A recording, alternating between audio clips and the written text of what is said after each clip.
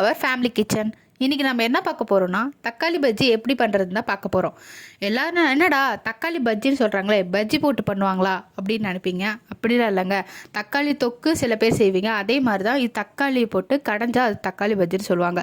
Maximum வீட்டில் எல்லா வீட்லேயும் காய் எதுவுமே இல்லைன்னா டக்குன்னு ஒரு மனசில் வர ரெசிபினா அது தக்காளி பஜ்ஜி ரெசிபி பண்ண போகிறோம். இப்போ தக்காளி பஜ்ஜி எப்படி பண்ணுறதுன்னு ஃபஸ்ட்டு பார்க்கலாம். தேவையான பொருட்கள் என்னென்னு பார்க்கலாம். 5-6 தக்காளி எடுத்துக்கங்க, சின்ன வெங்காயம், பூண்டு, வரமிளகா, கருவேப்பிலை, கடுகு, உளுத்தம்பருப்பு, பெருங்காயம், கொத்தமல்லி. இப்போ செய்முறைக்கு போகலாம். சட்டியில் எண்ணெய் ஊற்றி எண்ணெய் காஞ்சதும் கடுகு போட்டுருங்க.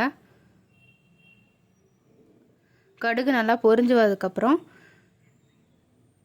வரமிளகா, பெருங்காயம், கருவேப்பிலை, பூண்டு இதெல்லாம் போட்டுருங்க. நல்லா அது பொரிஞ்சு வந்ததுக்கப்புறமா சின்ன வெங்காயம் போட்டு நல்லா வதக்குங்க. எப்பயும் சொல்கிறது தான், வெங்காயம் நல்லா ப்ரௌன் கலர் வர வரைக்கும் நல்லா வதக்கி எடுத்துக்குங்க.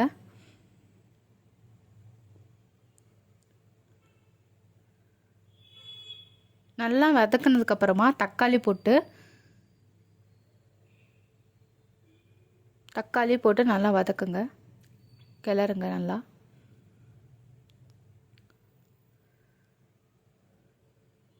நல்லா கிளறி விட்டுட்டே இருங்க.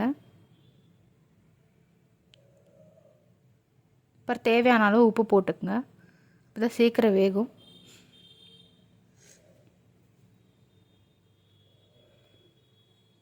நல்லா கிளறி விட்டுட்டே இருங்க, அப்போ தான் நல்லா வேகும். நல்லா வெந்ததுக்கப்புறமா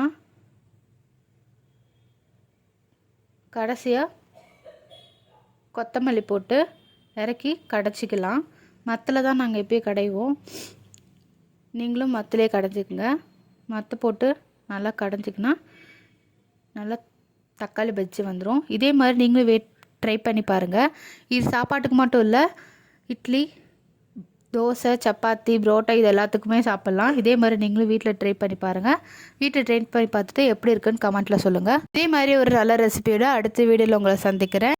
மறக்காமல் சப்ஸ்கிரைப் பண்ணி பக்கத்தில் இருக்க பெல்லையை கிளிக் பண்ணுங்கள். அப்போ தான் நான் போடுற வீடியோ உங்களுக்கு நோட்டிஃபிகேஷனாக வரும்.